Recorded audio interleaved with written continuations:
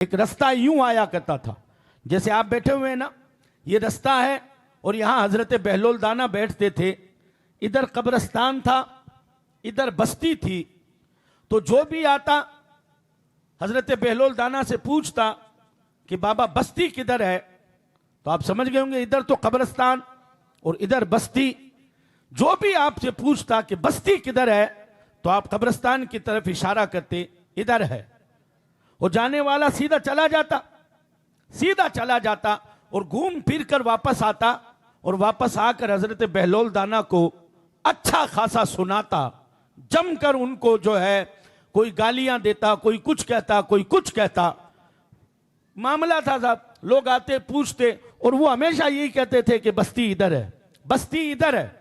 वो जागते वापस आते, कोई नाराज होता, कोई मुस्कुराकर चला जाता, कोई बोलता, कोई कुछ बोलता, चला जाता। एक दिन एक शख्स आया और आकर उसने पूछा, बाबा बस्ती किधर है? तो आपने फरमाया इधर है। वो उधर गया, कब्रिस्तान घूम फिर कर वापस आया। वापस आने के बाद में वो बैठ गया और बैठने के बाद में उसने हजरत बहलोल दाना से कहा, बाबा मैंने तुझे कब परेशान किया था, मैंने तुझे कब छेड़ा था, या मैंने तुझे कब नुकसान दिया था? कहा क्या हुआ? कहा मैंने तुझे बस्ती पूछी थी, तूने मुझे गलत पता बताया, गलत एड्रेस बताया।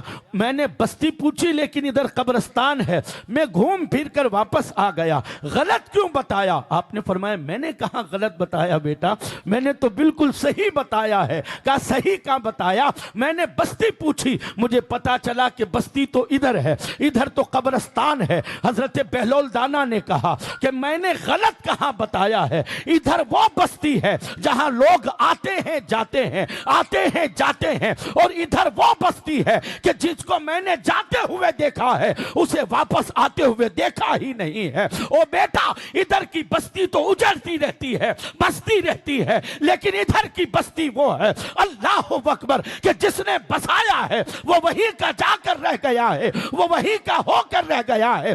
असल बस्ती तो ये है। इतना सुनना था कि जवान कदमों में गिरा, चीख मार कर कहने लगा, फकीर तेरी समझाने के अंदाज पर कुर्बान हूं, तेरी बात के अंदाज पर कुर्बान हूं। अल्लाह अकबर, आज तक जो बात मेरे समझ में ना आ सकी, तेरे एक इशारे ने मुझे समझा दिया है कि जिंदगी की असल क्या है।